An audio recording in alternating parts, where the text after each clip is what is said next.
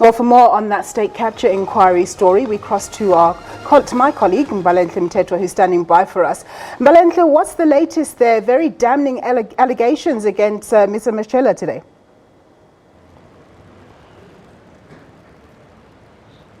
Good afternoon, Nompu. Yes, indeed, very damning allegations against former head of generation, Matshela Koko. But I'm just going to start right at the beginning. The Parktown contract has come under the spotlight, where we've seen that irregularities with regards to that contract, and that proper procedures were not followed, in the sense that we had Gert Opperman talking about how a combustion test was not done ahead of the signing of this very contract. And he says that usually a combustion test is very important because it's usually used to ascertain the quality of the coal that's going to be coming from the mine, and the particular mine that's going to be contracted to Eskom. And he says that it's also very important in the sense that when they do these combustion tests, they get a coal sample from the mine that is in question. And what they do with that is that they test it and see which power station, which one of its power stations it's suitable for. So this could be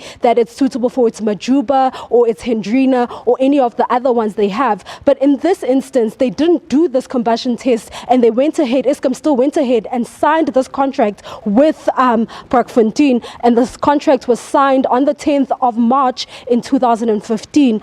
After that, there was a failure by Parktown to supply Eskom with quality coal, obviously coal that meets the standard, that is on par with the standard that has been set in the contract. And he says that, as Gert Opperman says, that this could have been avoided had they done this combustion test beforehand. Now, what happened was, on the 3rd of August, there was a suspension letter that was issued to Parktown after a failure to provide the power utility with coal that met the standard that was obviously preset in its contract.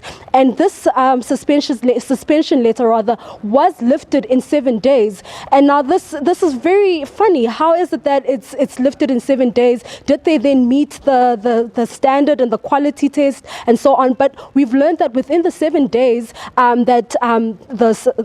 my apologies, during the 7-day suspension, there were further tests that were done in the laboratory, where more tests were done, and they found that most of the coal did not meet the standards that were set in the contract. And for that reason, there was no reason for them to lift the suspension and also to continue the contract. However, Gert Opperman told the commission that he then received a phone call from then head of generation, Matshela Koko, who then instructed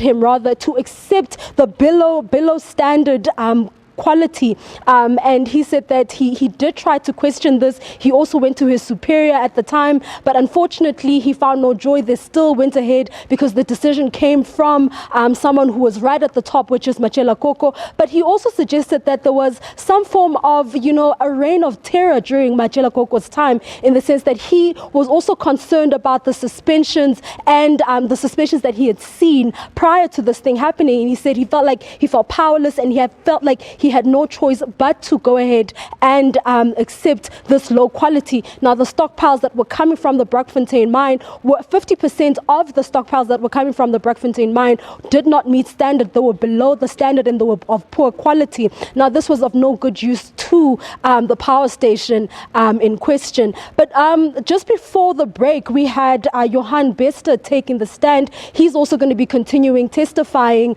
throughout the rest of the day, so we can look forward to that going forward. But for now, it's back to you in studio. Okay, Mbali, thank you very much for that.